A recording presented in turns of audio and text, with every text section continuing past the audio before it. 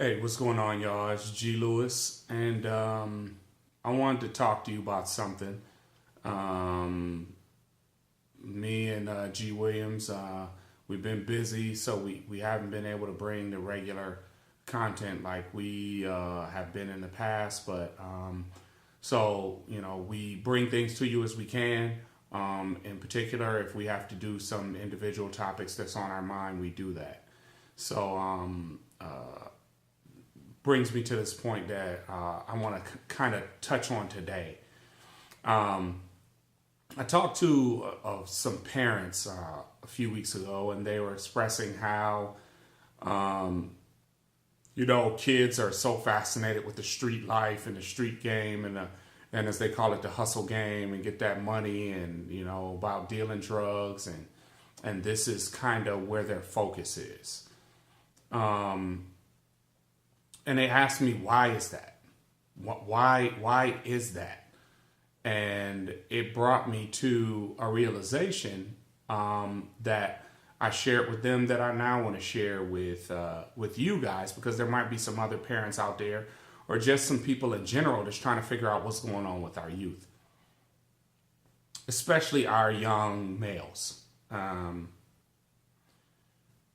most cultures, in almost every culture, you have what is considered, you have manhood rituals. You have quinceañeras for Hispanics or Latinos. You have, I forgot the one for the Jewish boys that they have. But it's sort of what is considered a rite of passage. It's ceremonial. It's something that signifies you're crossing over from childhood to adulthood. And I started to think, in our community, African American community, what sort of ceremony do we have? What sort of rite of passage do we have? And, it made me start to think that street life, gang life, has become the new rite of passage for African Americans. Now, some people are sitting there saying, wait a minute, what do you mean? Like, to become an adult, you got to become a criminal? Let me break that down. Because look at the 60s. In the 60s, you had people who were standing up for civil rights, part of the civil rights movement, part of various organizations that were pro-black. And a lot of those people in those organizations were what? Arrested, locked up, right? So the mindset for the African American has transitioned from the criminal being locked up to those are our heroes being locked up. So when they're finally released and come home, we view Pookie just like we did Martin Luther King when they finally let him out of jail, right?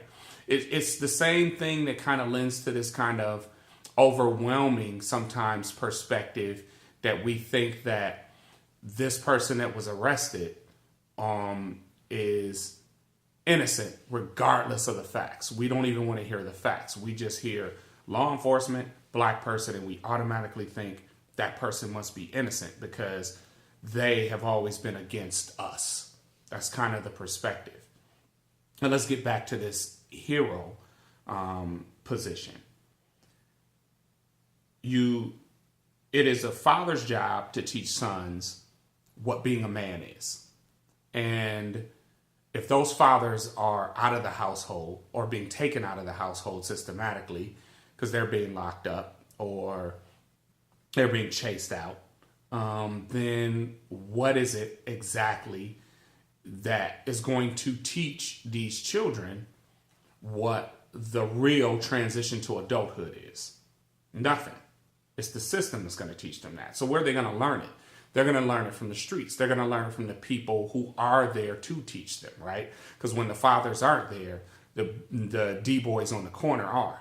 So they're going to teach them that this is what family is about. This is what love is about. This is what brotherhood is about. This is what becoming a man is about. You do these things and you become that. And we start to idolize it.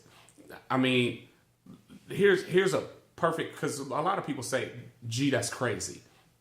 But here's a perfect perspective of how insane of a nation that we live in. Jay-Z, former crack dealer, sitting at the White House at the inauguration with the First Lady, right? Now, we've always been taught that crime don't pay, but it looked like it paid for him, right? And we idolize these people. We look at these people and we say, if you haven't had that kind of run-in or you haven't had those kind of issues, you're not real, right? You're not real. You're not a real G, because you ain't even had no issues with law enforcement. But that should tell you how insane our perspective has gotten, to where rappers would rather be gangsters learning how to rap than rappers learning how to be gangsters, because they want the credibility. And the credibility comes from us. We give the credibility in our hoods.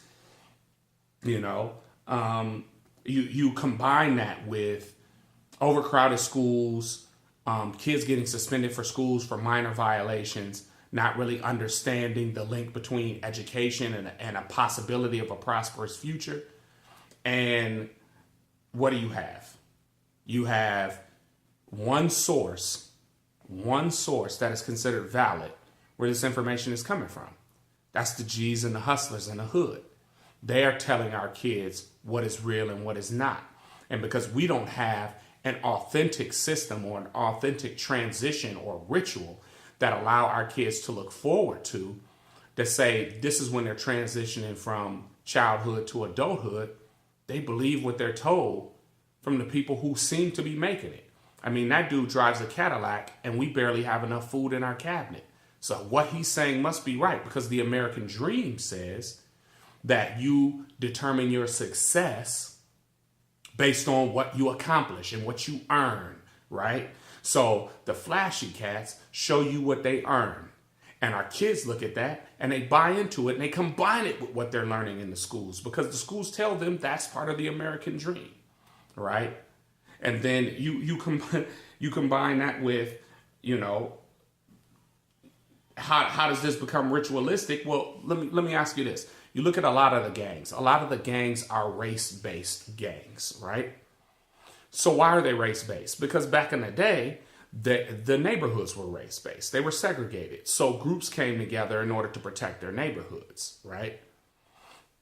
But now you have, 9-year-olds, to 11-year-olds that are being recruited not for the purpose of being taught how to be adult, or not for the purpose of being assimilated into a culture that's going to breed success for them, but because they have a much bigger chance of getting off, right? So most of them, they don't make it to 21, and the ones that do end up with, a form of, PTSD. So let me just kind of wrap this up. So who's responsible for this, right? There are a lot of people that go scream, and point fingers, and their first finger they go point is at us, brothers. They go say, well, fathers, you're not in the households. Fathers, you should be in the households. And you know what I say to that? You're absolutely right. We should be in the households. We should be there mentoring our kids, teaching our kids. But here's the thing. What are we going to teach them? We can't teach them something that we weren't taught. Because when I was raised, I looked at the D-boys and all the cats that was hustling, and I looked and revered them just like everybody else in the hood did, right? So what are we going to teach them, right? We have to learn something totally within ourselves. Mothers, we have to embrace the fact if we want fathers there. We have to be willing to get out of our own way, get out of our own ego, and allow fathers the opportunity to be in the lives of our kids. Communities, it's our job to mentor our kids. It's our job to protect our kids. It's our job to teach our kids. It's not just one person's job. It's every person's job to do it. And so, we have to take responsibility. We can't say, stop killing each other, but try to dress, talk, act, walk like somebody on TV who that's exactly what they're saying they're doing. Now, don't get me wrong. This is not a war on rap music. This is not a war on hip hop and all of that stuff. But if we could revise the way we think about each other, we can revise the way that we deal with each other. If we could revise the way we think about ourselves, we can revise the way we deal with ourselves. And here's a perfect example. Take the Crips. Let's say the Crips decided as an organization that they wanted to start the largest security company in the country. The organization would instantly be worth billions, millions of, or hundreds of thousands of males will be put on payroll, legit payroll, and be able to use some skills that they actually have to benefit themselves and create a life for themselves. And they would actually be able to create wealth that would come into the hood instead of wealth that's stealing from the hood, right? It would be something just that simple. But the reality is real community leaders need to stand up. People like myself, people, all across the nation need to stand up, and they need to do what's right. And we need to start giving our kids a choice. They haven't had a choice up until this point. They follow the pathway that leads to, the new rite of passage, which is street life. And it's only natural that they follow that and that they revere that. Because when you grow up in the hood, you believe that the road in the hood is the road that you're supposed to travel.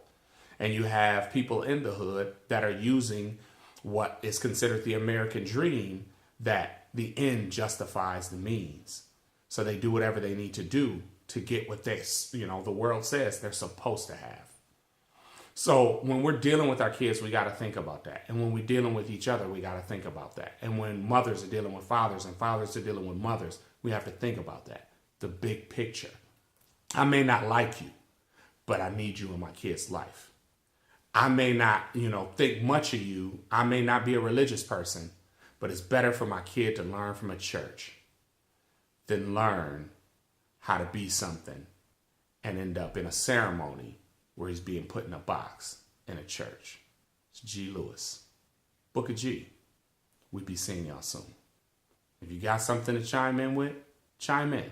Questions and concerns or comments. I appreciate y'all. Deuce.